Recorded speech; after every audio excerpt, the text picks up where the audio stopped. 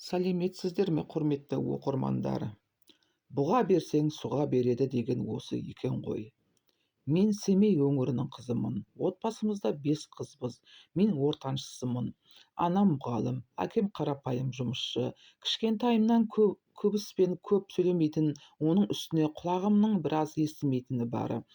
Ешкіммен жақын араласпайтынмын, тіпті сырласатын құрбым да жоқ еді. Үндемей өзіммен өзім жүретінмін. 9 сыныпты бітіретін жылы сыныптастарым отырыс жасайтын болды. Ондай жиындарға бармайтын болған соң үйден алаңсыз отырғанмын. Бірақ отырыс болатын күні сыныптағы қыздар қоймай алып кетті. Отырысқа ауылдың үлкен жігіттері де келіпті. Бәрі би билеп, көңіл көтеріп жатқанда мен бір бұрышта жалғыз отырған едім. Жаныма ауылдың үлкен жігіттерінің бірі келіп биге шақырды. Билеп жүріп өзіне тартып қатты құшақтады. Сол күйімен жеке бір бөлмеге алып кірді де, сол күн мен қыздық өмірімен қош айтыстым. Мен еш қарсыласпай сол баяғы үндемей көнбістігіме басып жата бердім. Бұл оқиғаны ешкімге тіс жарып айтпадым. Осылай уақыт зымырап 10 сыныпты да бітірдік. Әке шешем мені Алматыға оқуға жіберетін болып шешті. Алматыға келіп орташа оқу орнына түсіріп, жатақханаға орналастырып кетті. Анам кетіп бара жатып, жанымдағы қыздың біреуіне маған қарайлап жүруін өтініпті. Құлағымның біраз естімейтінін де айтыпты. Ол қыз оны бүкіл жатақханаға жайып, мені сыртымнан бәрі керең дейтін болды.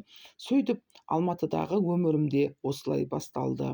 Сөйтіп, жанымдағы қыз жігіттің досымен таныстырды.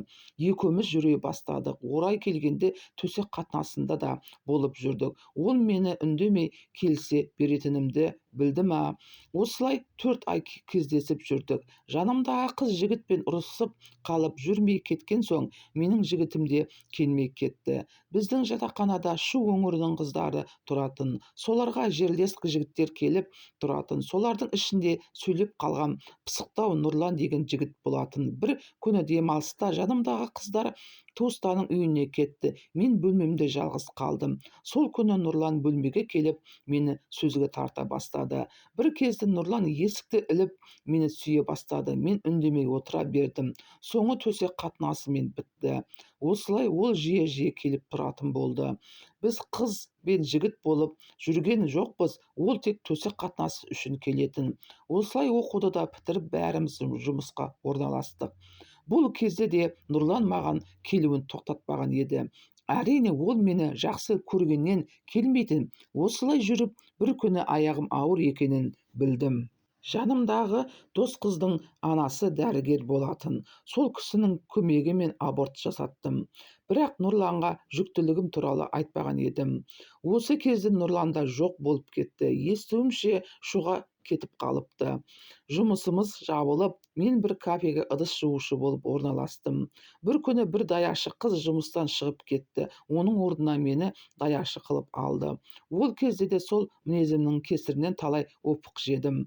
Клиенттер ақшасына төлемей кетіп қалатын. Сол үшін менің жалақымнан ұстап қалатын. Бізде Данияр деген бармен жігіт істейтін.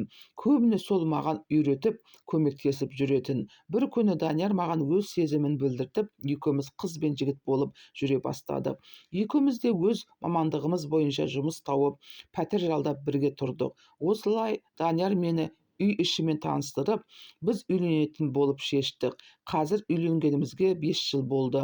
Менің мінезім қазір бұрынғыдай емес. Тіпті мені көрмей кеткен құрбыларымның өзі қазір мені көргенде де қатты таң қалатын.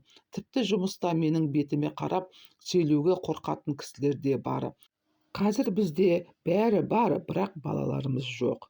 Емделмегені қаралмаған жерім жоқ, бірақ ешқандай нәтиже жоқ.